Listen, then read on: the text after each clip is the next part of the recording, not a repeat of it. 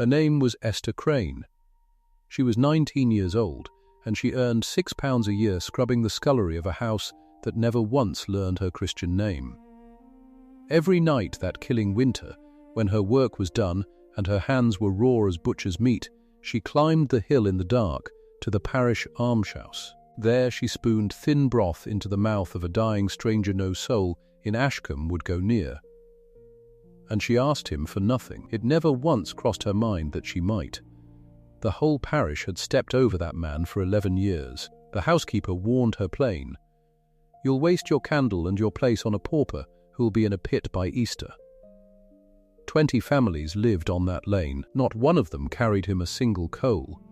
But under his cot sat a brass-bound box he let no living hand touch, and on a cord around his neck hung a heavy signet ring far too fine for a pauper's throat. If you believe kindness never goes unnoticed, this story is for you. Before we go on, subscribe so you don't miss how this one ends. And do something for me. Comment the town you're watching from. I want to see how far this story travels tonight. Now let me take you back.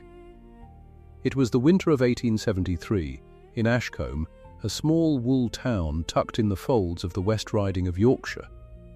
The kind of place where the mill chimneys smoked before the sun came up and the cold got into the stone and stayed. Snow came early that year. It came hard. And it did not leave. Esther had no mother, she had no father. Both were gone into the churchyard before she was old enough to keep their faces straight in her memory. What she had was a brother. Tom, 14 years old, all elbows and appetite, with their mother's fair hair and a cough that worried her in the small hours. She had one job in this world, the way she saw it. Keep Tom out of the workhouse, keep them both out. And on £6 a year and her board, that was a wall she built 1 shilling at a time, and it was never quite tall enough. She worked in the house of the Aldwins, a merchant's family, respectable, cold in the way that money makes people cold. Esther scrubbed their scullery from dark to dark. Pots, flags, the great copper, the knives, the grease traps. Her knees knew every stone of that floor. Her hands were split at the knuckle and would not heal, not in that damp, not with lye. She did not complain. Girls who complained were replaced, and a replaced girl went to the workhouse, and the workhouse split brothers from sisters and sent them to different wards. So she kept her mouth shut and she kept scrubbing.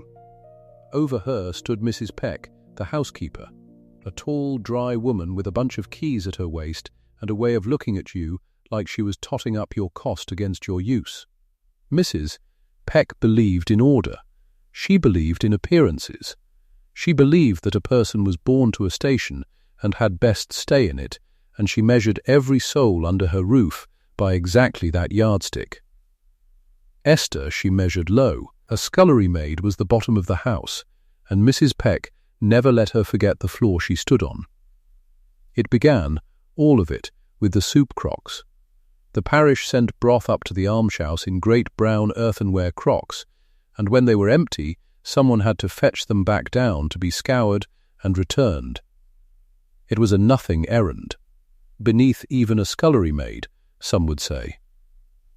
But it was late, and the boy who usually went was sick, and Mrs. Peck wanted the crocks back before the frost cracked them, so she sent Esther up the hill with a shawl over her head and orders to be quick about it. The almshouse sat at the top of the lane, a long, low, mean building of soot-black stone, put up 100 years before by some guilty gentleman's will and neglected by every parish board since. 6 rooms, 6 paupers, or fewer, as the winters thinned them. Esther had walked past it 100 times and never once gone in. She went in now. The cold inside was worse than the cold outside. That was the thing that stopped her at the door. Outside, at least, the wind moved. Inside, the cold just sat, thick and still and dead, the way water sits at the bottom of a well. There was no fire. Not banked, not dying.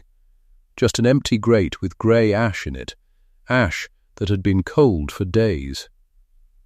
The crocks were in the far room. and in the far room, on a low cot against the wall, was a man. She thought at first he was dead. He lay so still, and the room was so cold that she thought she had walked in on a corpse, and her stomach turned over. Then he coughed. A wet, tearing sound that seemed to come up from somewhere deep and broken, and she saw that he was shivering, not the small shiver of a man who is merely cold. The deep, helpless, whole-body shudder of a man freezing to death by inches with no strength left to stop it. He was filthy. There is no gentle way to say it. He had fouled himself, more than once, and no one had come. His blanket was a rag. His nightshirt was worse.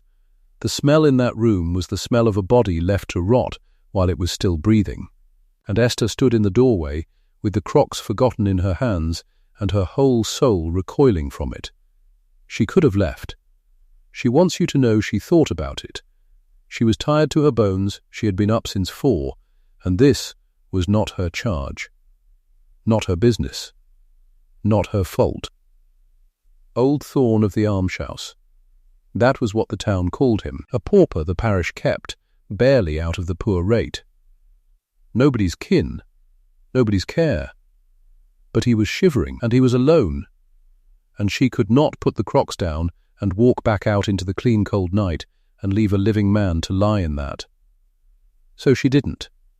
She set the crocks down. She found the pump in the yard, frozen half solid, and worked the handle till her hands screamed and she got water. She found a scrap of clean cloth in her own apron, and she cleaned him. All of it. The way you would clean a baby or a father, without flinching and without a word, because it needed doing and there was no one else in all the world to do it. He watched her the whole time.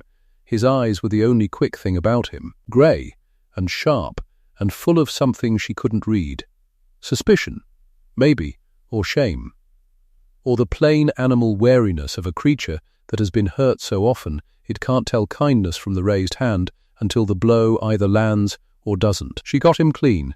She got the fouled rags away and found, folded in the bottom of a chest, one dry shirt and one dry blanket that some long-ago charity had left, and she put them on him. She had no wood, no coal, no way to make a fire, and that shamed her, because the cold was the thing that was killing him, and she could not fight the cold. But she could warm the broth that was left in the last crock over the little spirit lamp the warden kept, and she did, and she lifted his head and spooned it into him a mouthful at a time. He ate, slowly, grudgingly, like a man who suspects even the food. But he ate. When it was done, she gathered her crocks, and she stood to go, and at the door she said, "Because you say something, I'll come back tomorrow." He didn't answer. He turned his grey eyes to the black window and said nothing at all. But she came back. That is the whole of it, really. That is the seed of everything that follows. She came back. Nobody asked her to. Nobody paid her for it. Nobody would have thought a shade less of her if she had never climbed that hill again. She came back because she had seen a man dying alone in the cold and she could not unsee it. And that, though she would never in 1,000 years have called it by such a grand name, was the beginning. She began going nightly. On her own hour. The one scrap of time that belonged to her and no one else, the hour between the last pot scoured and the last of her candle, she spent climbing that hill in the dark. The old man was flint. That is the only word for him. He would not thank her. He would not, at first, speak more than 3 words in an evening, and those grudging. She did not even know his name. She asked him once, gently, what she should call him, and he looked at her a long moment and said, "Nothing. Call me nothing. That's what I am." And she let it be, because she saw it cost him to say even that. So she called him nothing, in her own head, and she cared for him anyway. She scrounged what she could, a knob of coal palmed from the Aldwins' scuttle, 1 lump at a time, so that no eye would mark the loss. She would never have called it stealing. She would have gone hungry sooner than take bread that wasn't hers. but a lump of coal to keep a dying man from the grave that she could square with her conscience. And she carried it up the hill in her apron pocket and fed it to his grate, a sliver at a time to make it last. One night, tidying the rags that made his bedding, her hand found something that didn't belong. It was a square of linen. Fine linen. Not the coarse grey stuff the parish handed out, not sacking, not a workhouse issue. This was soft, close-woven, the linen of a gentleman's household, and in one corner, worked in careful thread gone yellow with age, were 2 letters. J.M. She turned it over in her raw fingers, frowning. It had no business being there. A pauper with a scrap of gentleman's linen. She supposed he'd found it, or it had been given him, or, and this thought she pushed away as unkind, that in some hard year he'd taken it. It was none of her affair. She folded it and put it back where it lay. And the box she never touched at all. There was a box under his cot. She'd seen it the first night, and every night since. A wooden box, old, bound in brass at the corners, with a small brass lock. It was the one thing in that bare room he watched. If her foot came near it, his eyes came near it too. Once, only once, she'd reached to slide it straight where it sat crooked, and he'd said, low and hard, leave it. Just that, and she'd left it. She thought nothing of it.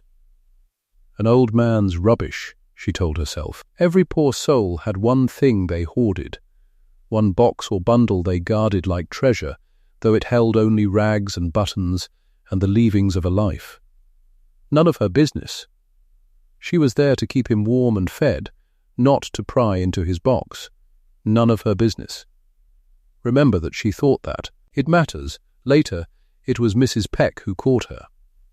Esther had learned to slip in through the scullery door well past midnight, shoes in hand, and be up again at 4, with no one the wiser. But there is no lie, a tired body doesn't eventually tell on itself, and one bitter night in January she came in frozen through, her lips near blue, and Mrs. Peck was standing in the dark kitchen with a candle and a face like the frost. "And where," said Mrs. Peck, "have you been?" There was no story that would serve. Esther told the truth, because she had never been quick enough at anything else. The Almshouse. The old man. Every night. Mrs. Peck listened. And when Esther was done, the housekeeper set her candle down and said the thing that Esther would carry a long time. "You'll waste your candle and your place on a pauper who'll be in a pit by Easter." She let that sit. Then, colder still, "You come into my kitchen at midnight, you sleep on your feet over my pots, you burn my candle ends going up that hill. I'll have it out of your wage, a shilling a week, for the candle ends and the sleep you steal from this house, and if I catch you at it again, it'll be more than a shilling. A shilling a week."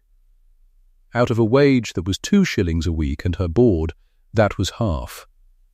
Half of everything she had to keep herself and Tom gone for the crime of keeping a stranger alive. Esther said nothing. She dropped her chin, and she said, "Yes, Mrs. Peck," and she went to her cold bed and lay awake doing the sum. The rent for Tom's room, the physic he sometimes needed for his cough, the little she managed to lay by, coin on coin, in a stocking under the floorboard against the black day the workhouse gate opened for them. A shilling a week off the top of all that. The wall she was building got a foot shorter in a single night, and still she went up the hill. The word had got round the lane by then, the way such words do, and it was not long before it found a mouth big enough to say it in public. She was at the parish door one evening, come to beg an extra crock of broth from the overseer, when a heavy man in a good coat came out with 2 of the guardians behind him. Alderman Sowerby, chairman of the Ashcombe Board of Guardians, which is to say the man who held the parish's purse and the fate of its poor in his soft, ringed hands. He knew who she was. Everyone knew everyone in Ashcombe. He stopped in front of her in the light of the door with the whole lane to hear, and he said his piece kindly, which was the worst of it, kindly, as though he were doing her a favour. "You're the Aldwins girl." "Crane," he nodded, pleased with himself for the name. "I'm told you've made a project of the old man Thorne up the hill." He smiled a small, sorry smile. "It does you credit, I'm sure. But the man is the board's charge, not yours. He is provided for out of the rate. You've no standing there, and no business. And I'll tell you plainly, as I'd tell my own daughter, a girl of your station does the reputation of a decent house no favour, fussing over a pauper at all hours. People talk. It looks ill. Leave the poor to those whose place it is to keep them." There it was.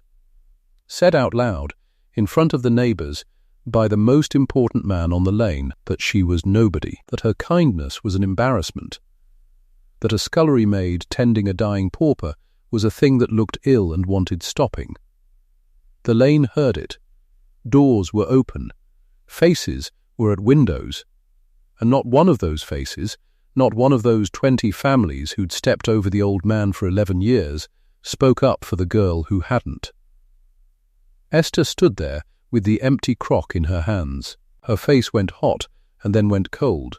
She could have argued. She could have said, "He was freezing to death and none of you would go near him. What standing did that want?" She said none of it. She was not built to argue with an alderman before a watching lane.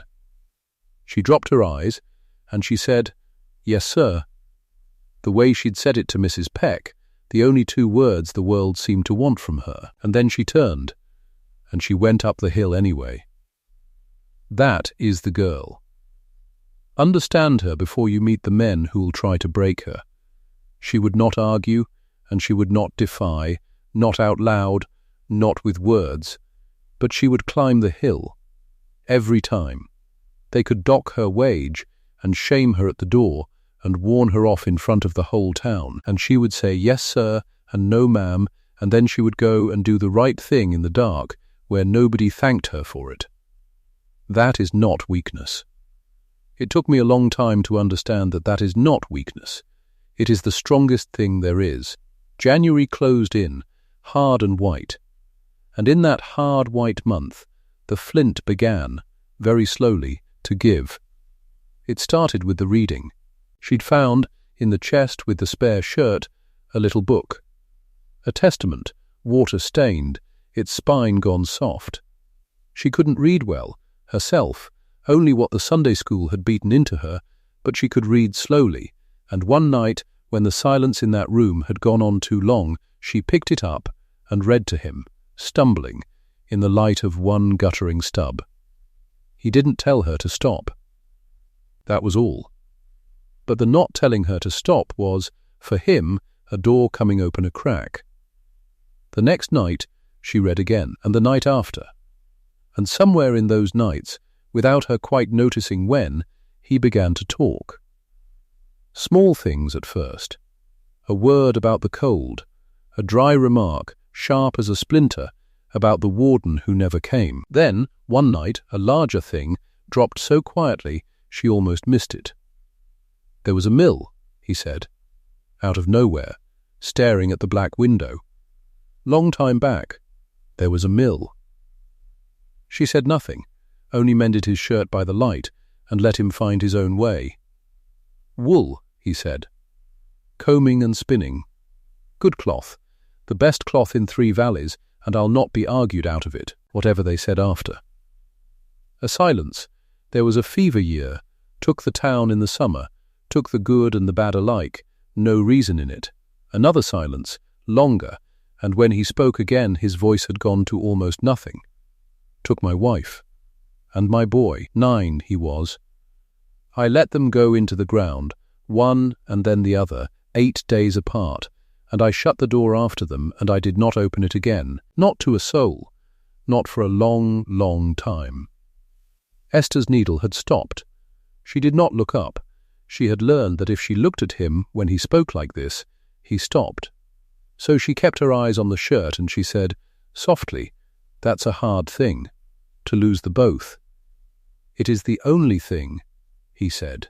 Everything after was only weather. She did not understand the half of it. A mill, a wife, a boy, a fever year, a door shut and never opened. She heard it as the sad history of a poor old man, the sort of history every poor old man carried, grief and loss and the slow slide down into the Almshouse cot. She did not assemble it into anything. Why would she? She was a scullery maid mending a pauper's shirt. She heard a lonely man telling her he'd once had people and lost them, and it made her gentle with him, and that was all it made her.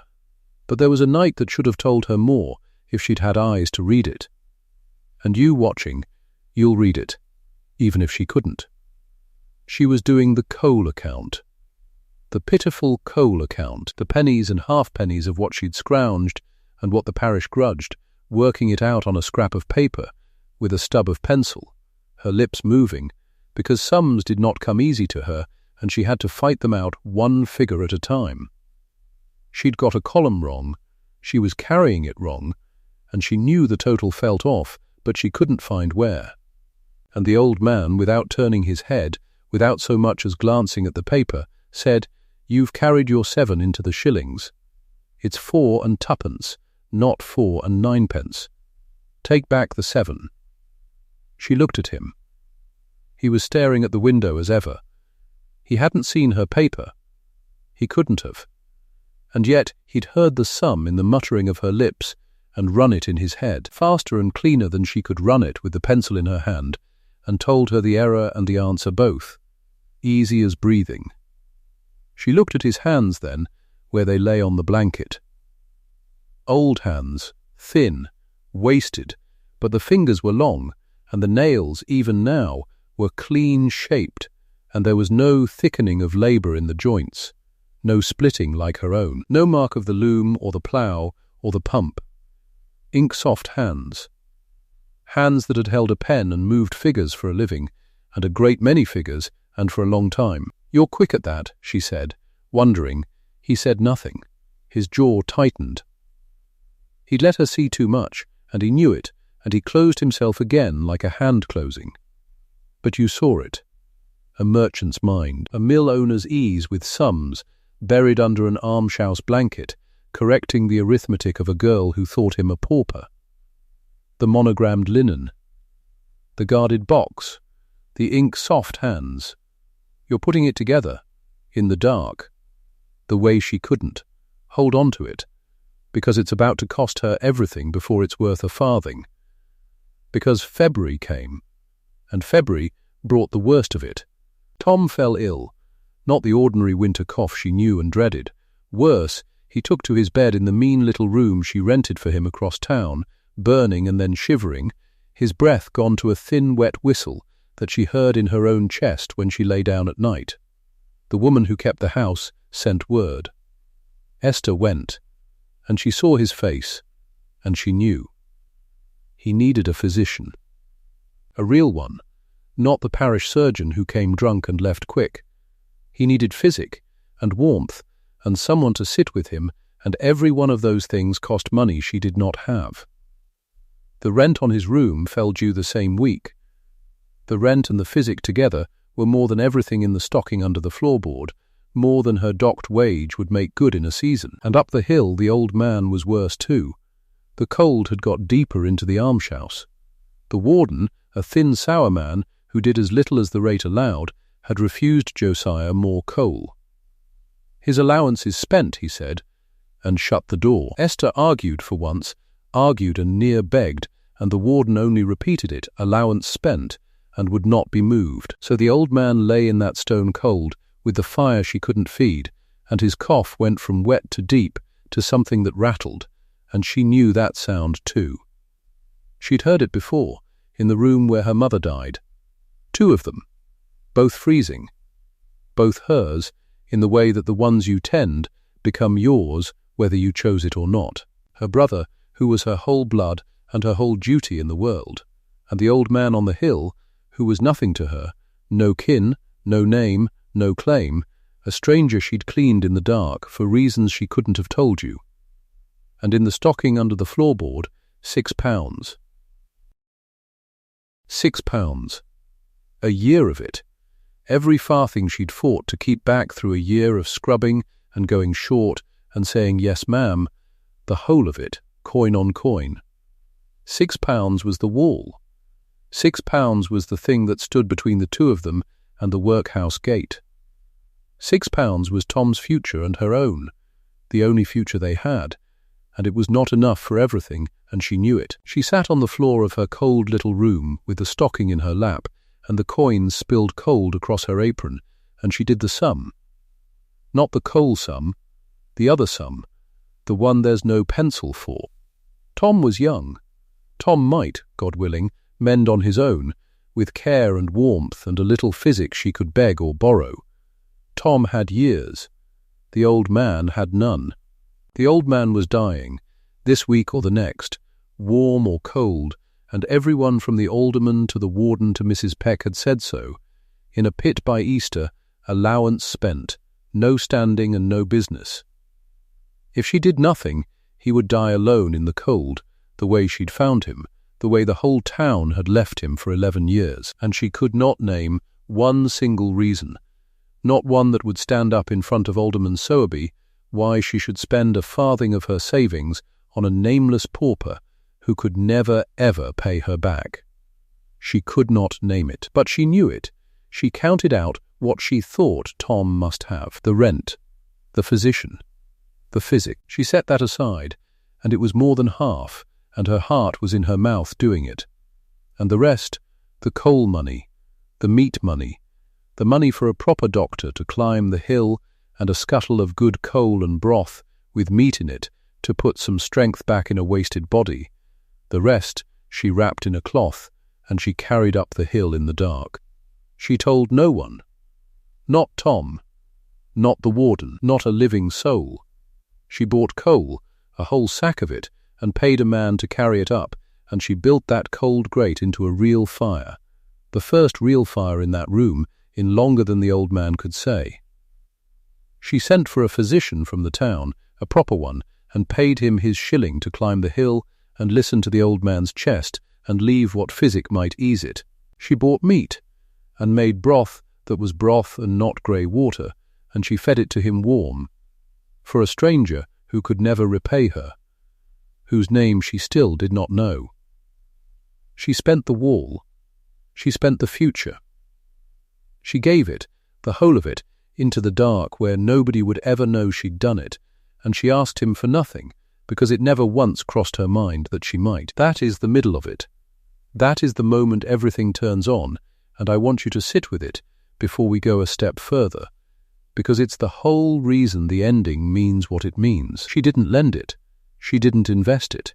She didn't do it for thanks or reward or a place in anyone's will, because she didn't know there was a will. She thought there was a box of rags and an old man's rubbish under a cot. She spent her entire year's wage, her only wall against the workhouse, on a dying man who had nothing and could give nothing, and she did it in secret, and she told herself it was none of her business, and did it anyway. The fire took. The room warmed, and in the light of it, the old man watched her with those grey eyes, and something moved in his face that she had never seen there. He knew what a physician cost. He knew what coal cost, and meat, better than she did, with those ink-soft merchants' hands. He lay in the first warmth he'd felt in years, and he understood, in a way she never spoke, and never would, exactly what this slip of a scullery girl had just spent on him, and exactly what it must have been to her. And for a long time he said nothing. He only looked at her, and looked at the fire, and looked at her again. Then his hand moved to his throat, to the cord she'd never asked about, and his fingers closed around whatever hung there, under the shirt, out of sight. Held it, as a man holds a thing he is deciding, at last, whether to trust. "Girl," he said. His voice had changed. There was something in it that had not been there before. Esther. It was the first time he had ever said her name. She looked up from the fire, and outside the wind came off the moor and shook the black window in its frame, and the new flames leapt. And the old man's hand tightened on the cord at his throat, and he opened his mouth to tell her something. "Girl," he said again, and stopped. His throat worked. The cord slid up under his fingers, and out into the firelight came the thing that hung there. A ring. Heavy, gold gone dull with years of skin, a crest cut into the flat of it. He held it in his fist a moment. Then he let it drop back against his shirt and folded his hand over hers instead. "There's a box under this cot," he said. "You've seen it. Your bits and pieces. I never touched it. I know you never." His mouth moved, near a smile. "That's why I can say this to you and no other soul in Ashcombe." She waited. The fire she had bought with a year of her life crackled between them. "When I'm gone," he said, "and it won't be long, whatever the young doctor tells you, when I'm gone, you take that box and you give it into no hand but a lawyer's. Do you hear me? Not the warden's, not the parson's, not the board of guardians, not that great red alderman with his watch chain.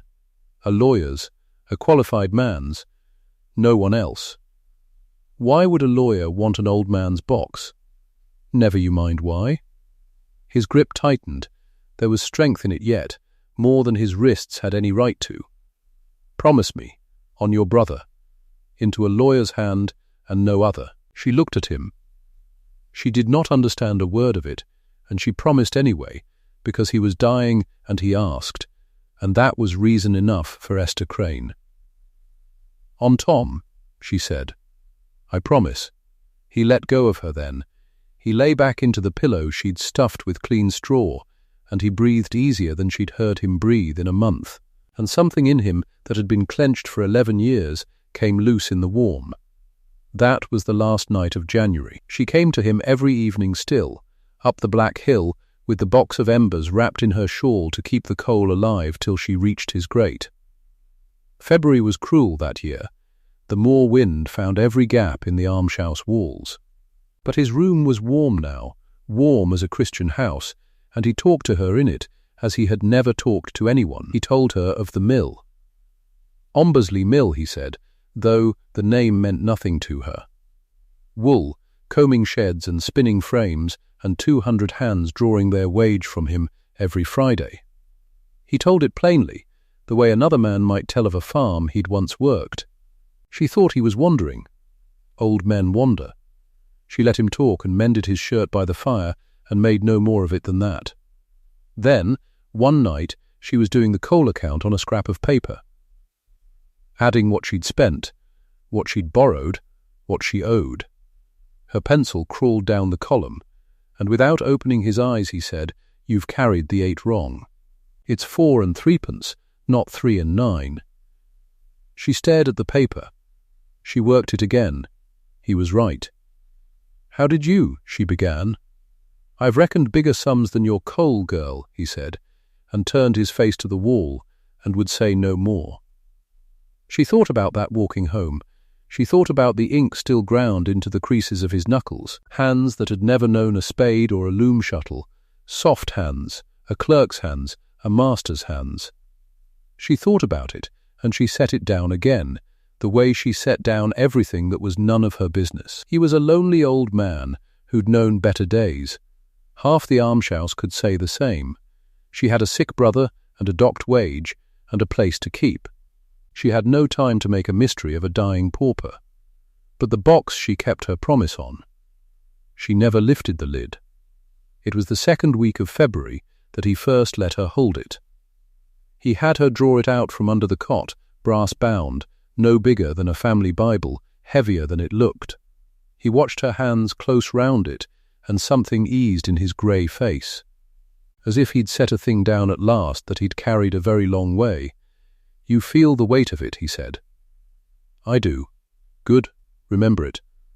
A lawyer's hand." And then, quieter, almost to himself, "There's a letter gone out already. By the carrier. Tuesday, sealed with this." He touched the ring at his throat. "So the right man knows to come. You've only to hold the door till he does." She hadn't the least idea what he meant. She put the box back under the cot where it lived, and she banked his fire, and she went home down the hill in the sleet. The right man knows to come. She turned it over and made nothing of it. Tom's cough had gone deep by then. It came from the bottom of him now, a wet tearing sound that kept them both awake in the cold room they shared over the wheelwrights. The young physician she'd paid her savings to look at the old man had looked at Tom too, once, for nothing, being kind. "Fever on the lungs," he said. "Keep him warm and fed and pray." She kept him warm with coal she couldn't afford, and fed him what the old man wouldn't finish, and she prayed on the hill in the dark, walking between the two of them, the boy and the stranger, both burning, both hers now whether she'd chosen it or not. She had £6 no longer. She had nothing. She had a place that docked her £1 a week and a housekeeper who watched the clock she came in by. She had spent her wall against the workhouse on a man who could give her nothing, and she did not once, in all that long February, wish it back. He died before dawn on the last day of the month. She was there. She had fallen asleep in the chair by his grate, with her chin on her chest, and something woke her, the change in his breathing, the long space where the next breath should have come and didn't. She took his hand. It was cool already at the fingertips, but the palm was warm, warm because of her, warm for the first winter in 11 years. "I'm here," she said. "Esther's here." His eyes opened. They found her. Whatever he saw, it was enough. His fist came up off the blanket, shaking, and he pressed something small and hard into her palm and closed her fingers over it with both his hands. The ring, off the cord, into her hand. "No one's," he breathed. "But a lawyer's." "I know. I remember. Rest now." And he did, between one breath and the space where the next should be, Josiah Marl, that the whole parish called Old Thorne and stepped over for 11 years, went out of the world in a warm room with a scullery girl's hand in his, and no one to see it, and no one to know what had just happened in that mean little room but her, and she didn't know either. She sat with him till it was light, then she washed his face, and closed his eyes, and drew the box out from under the cot, and she wrapped it in her shawl against her body under her coat, and she walked down the hill to tell the warden the old man was dead.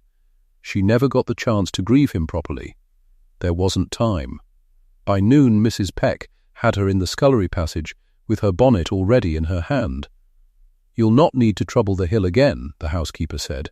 "Nor this house. A girl who spends her wage to nothing on paupers and comes in grey with no sleep is no use to a Christian household, and I'll not have the mistress asking after you when the silver wants counting.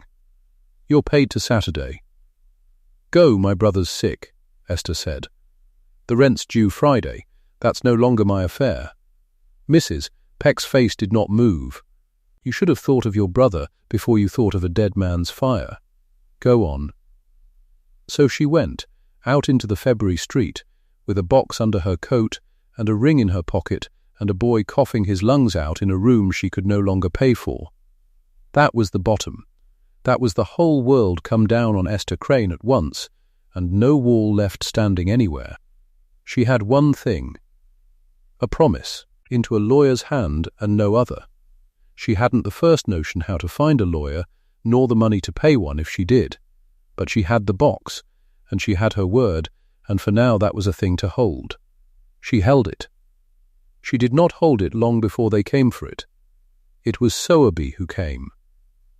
Alderman Sowerby, chairman of the Ashcombe Board of Guardians, in his good coat with his watch chain across his belly, and two of the board behind him, and the warden and half the lane come out of their doors to watch. He found her at the wheelwright's step. "The pauper Thorne is dead," he said, loud, for the lane. "His effects fall to the parish. That is the law, girl. Whatever he had is the board's to gather and the board's to sell, and the poor rate's the better for it. You'll hand over what you took from that room. Now, before witnesses." "There's a box," Esther said. "I have it. But it's not for you." A murmur went along the lane. "Not for me." Sowerby's face went the colour of brick. "Not for the board. And who, pray, is a scullery drab to say what falls to the board and what does not? You went into a dead man's room and you carried off his goods under your coat, and now you stand there and tell me they're not for me." He turned to the lane, playing to it. "You all watched this girl fuss over that man these 3 months. And here's the shape of it. She was feathering her own nest against his dying. That box is likely the only thing of worth in that hovel, and she has it. That, good people, is theft. Theft from the dead." "It isn't," she said. "Then hand it up and prove it." "I can't." "I gave my word." "To whom?" "To him, before he died." "Into no hand but a lawyer's," he said, "not the board's." "He said your name." "Near enough." "He said not you." "That was the wrong thing to say." She saw it land. Sowerby's jaw set and his eyes went small, and she understood too late that she'd made herself an enemy of the one man in Ashcombe with the power to sign her into the workhouse with a stroke of his pen. "A lawyer's hand," he repeated, "soft and dangerous now. A dying pauper, half out of his wits, instructs a scullery maid to keep his box from the lawful parish authority and gives it to her. Do you hear yourselves, any of you? The girl's a thief, and now she's a liar on top of it, hiding behind a dead man's ravings. I've a mind to have the constable to you, girl. I've a mind to have you before the bench Friday. And where does a thief with no place and no character go when the bench is done with her? You know where. So do I. The workhouse." The word he wouldn't say, and didn't need to. It hung over the whole lane. Tom in the men's ward, herself in the women's, the two of them parted by a wall for the rest of their lives, which was the exact thing she had spent £6 and a whole winter trying to hold off. And here it was anyway, one accusation from an alderman away, and the box the only thing between her and it, and the box the very thing he wanted her to let go. She could have handed it up. Anyone watching would have. It was that or ruin. "No," she said. Just that. She held the box against her under her coat, and she said no to the chairman of the Board of Guardians before the whole lane. Because a dead man had asked her to, and she had promised on her brother, and Esther Crane did not break her word to a man who'd had nothing else in the world to trust. Sowerby opened his mouth to break her with it, and a stranger's voice came up the lane behind him. "Which of you can tell me the road to the parish almshouse?" A black coach had come in off the Leeds turnpike while they stood there, and a man had got down from it. Black coat, black hat, a leather case under his arm, town dust on his boots.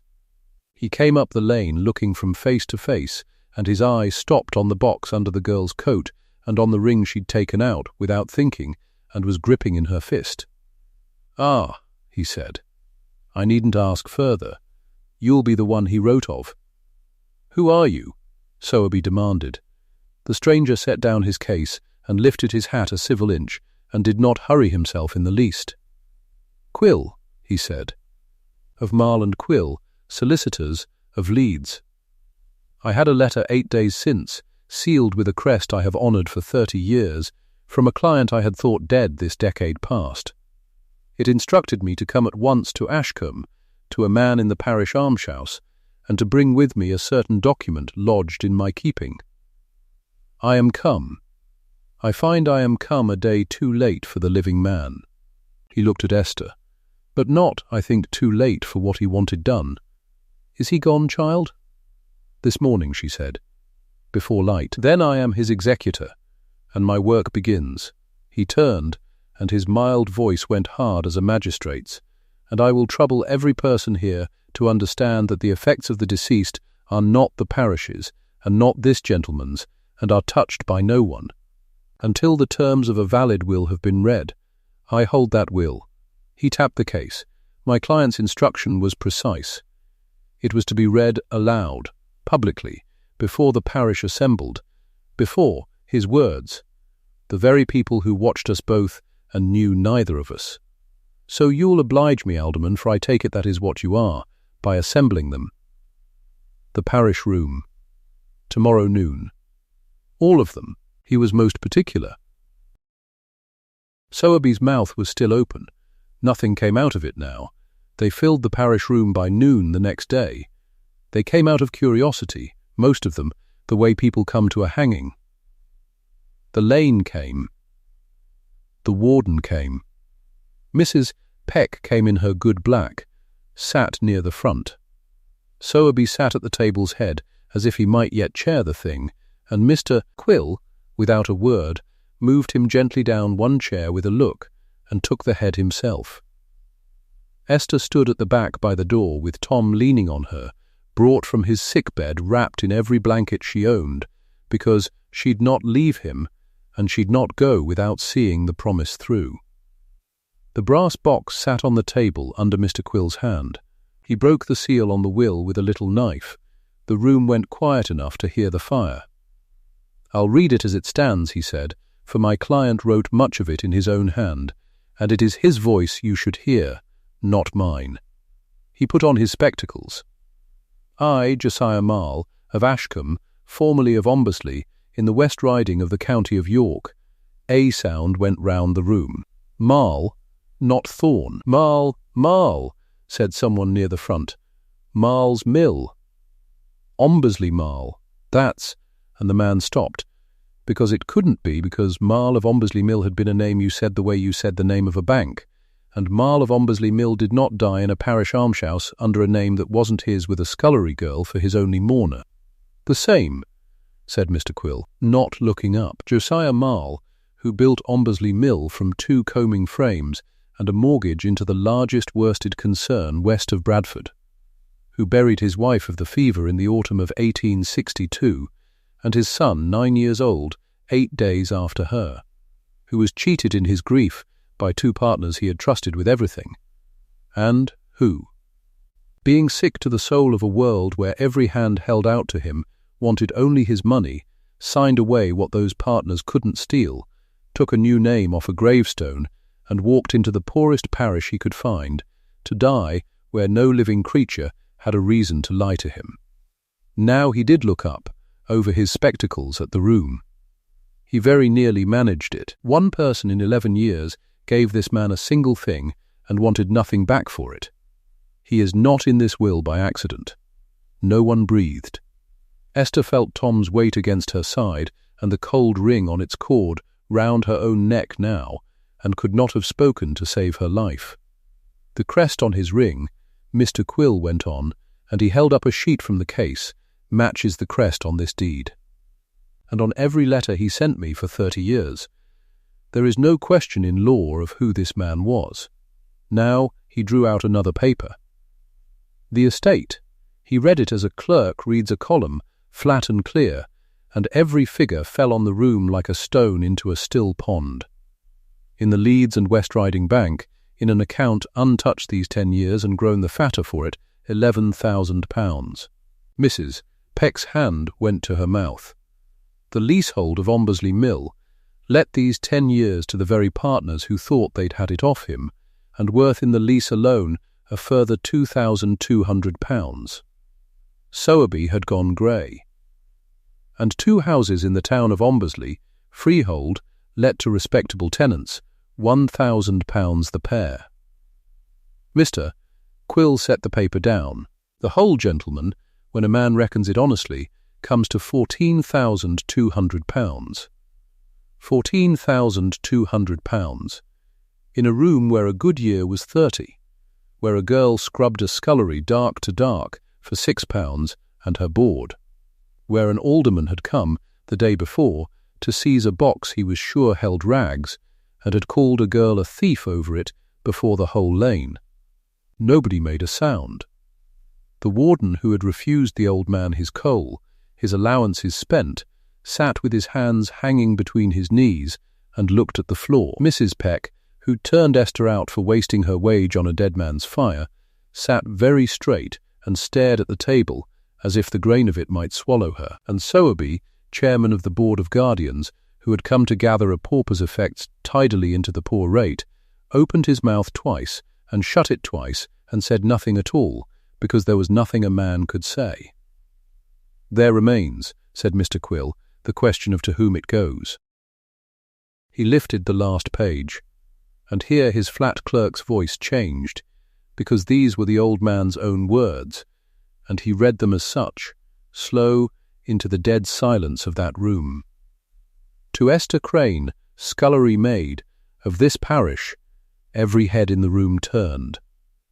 Esther felt it turn to her by the door like a wind moving through a field, and she stood there with her sick brother on her arm and could not move, who climbed a hill to me every night of the coldest winter of my life, when her own bed was warmer and her own hours were few, who cleaned me when I was fouled, and read to me when I was blind with rheum, and mended the one shirt I had, who spent the whole of her year's wage, £6, being every farthing she owned in the world, and the only thing standing between her family and the workhouse, spent it on coal and a doctor and meat for a stranger who had told her nothing, whose true name she never once knew, and from whom she never asked, nor expected, nor imagined she might receive one halfpenny in return.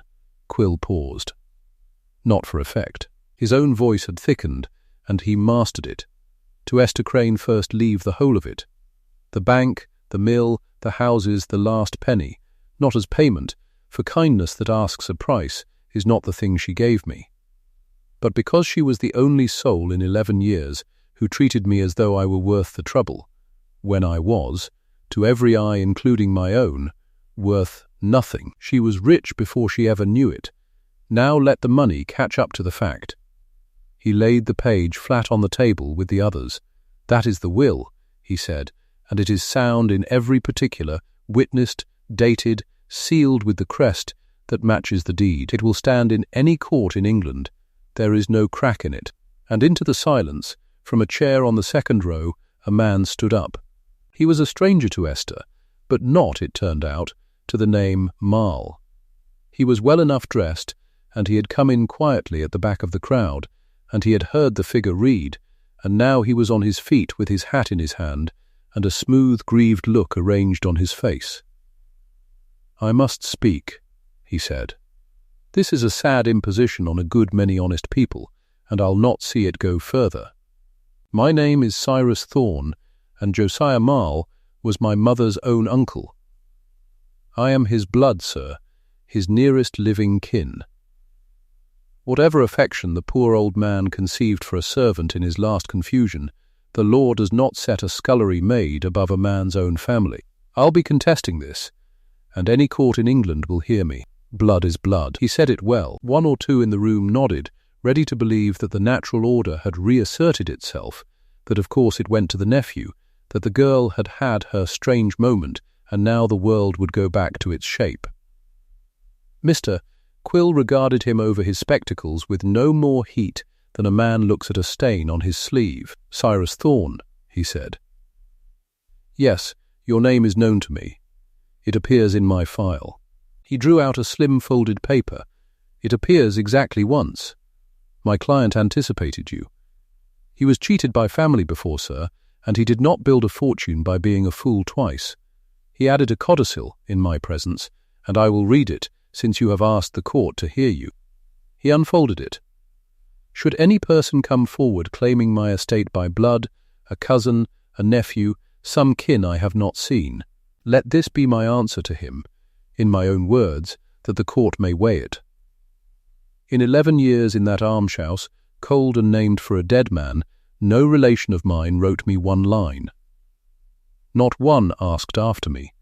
Not one carried me a coal or spared me a thought while there was thought to spare and no money in the asking. Kin who could not find 11 years to write to a living man may not now write themselves into a dead one's grave. My blood is not the argument. My blood watched me rot. A stranger did not. The stranger is my heir. Any man who stands to say otherwise, I have already answered from the ground." Quill folded the paper. "It is dated," he said, "and witnessed, and it names the class of claimant precisely. Which is to say, sir, it names you. You may contest it if you please, and spend what you have on counsel, and every court in this country will read that codicil and find against you inside the hour, and you will pay the costs of both sides for the privilege.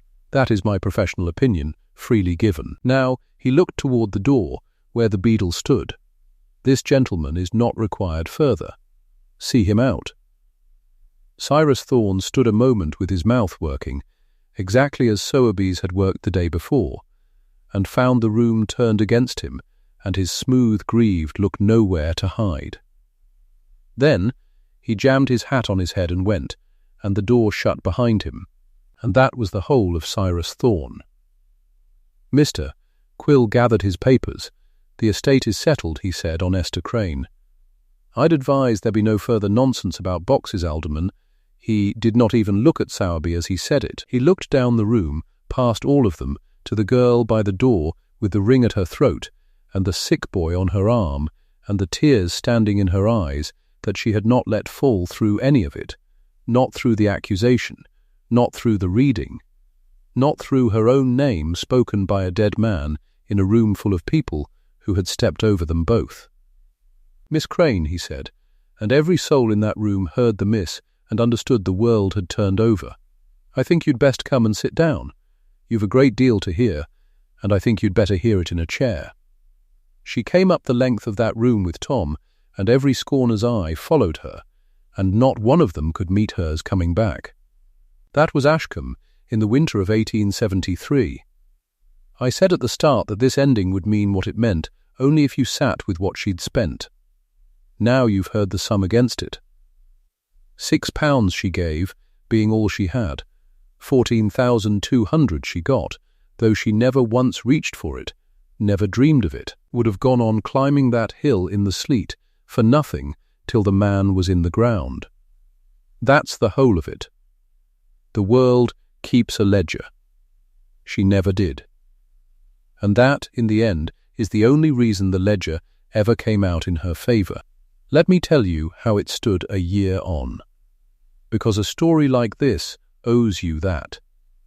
The Almshouse is warm now, every grate in it, every night, coal to spare, and it's paid for out of a fund that keeps the poorest 6 of the parish in fire and broth through the worst of the year, and the fund has a name on the deed of it, and the name is Esther's.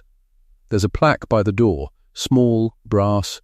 It doesn't say who paid. She wouldn't have that. It only says, in memory of a friend. The 6 paupers in the 6 rooms know the friend by name. That's enough for her. Tom lived. That's the first thing you'll want, and I'll not keep it from you. The fever broke that March. Once there was warmth and food and a doctor who came for a fee that no longer frightened her. He's at school now. A proper school. The cough gone, but for winter mornings. Growing so fast she says she can't keep him in boots. He's to be articled to a surveyor when he's of age. A boy who was 8 days from the workhouse ward is going to have letters after his name. She kept the ring. Josiah Marl's signet, the crest that matched the deed, worn on the same cord he wore it on, under her dress, against her breastbone where his had lain. She could have had it set in gold, and shown it. She wears it, where no one sees it, the way he did, and touches it sometimes, they say, when a decision's hard, the way he touched it that last night by the fire she bought. And the others. Alderman Sowerby is still on the board. He didn't resign. Men like Sowerby don't. But it's the Marl Fund that keeps the Almshouse now. And the fund's trustee is a young woman he once called a thief before the whole lane, and so it is that Sowerby signs, every autumn, the order for the winter coal, the very coal his warden once refused a dying man for being a farthing over his allowance. He signs it and says nothing, and Esther sends back the countersigned page with a civil line and nothing more. She never once threw it in his face. She didn't need to. The signing does it for her, every year, quietly, forever. Mrs. Peck left the Aldwins the following spring and tells anyone who'll stand for it that she always knew there was quality in that girl.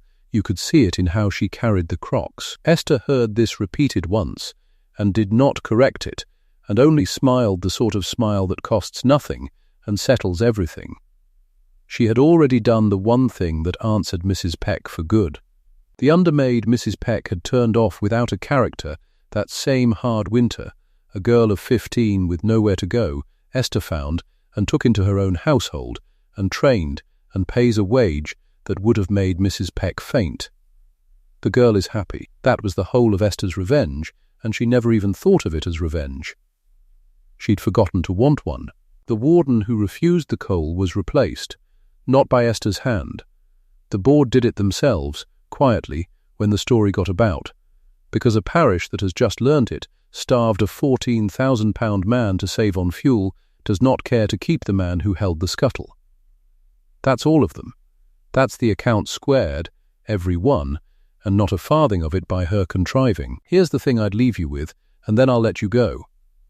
Esther Crane did not climb that hill because she thought there was a fortune at the top of it. That's the whole point, and if you miss it, you've missed the story. There was no box she hoped held gold. There was a fouled old man in a cold room that everyone else had the sense to leave alone. She gave because it was in front of her, and it was cold, and no one else would, and she gave the last of what she had, and she expected the grave and nothing else at the end of it. The reward came because she wasn't looking for one. It always seems to. Kindness keeps no ledger, and that, I've come to think, is exactly why the world so often ends up keeping one for it. The Almshouse fire's still burning up on that hill tonight. Somebody's making sure of it. She always will. Tell me the town you're watching from. I'd like to know how far this one travels.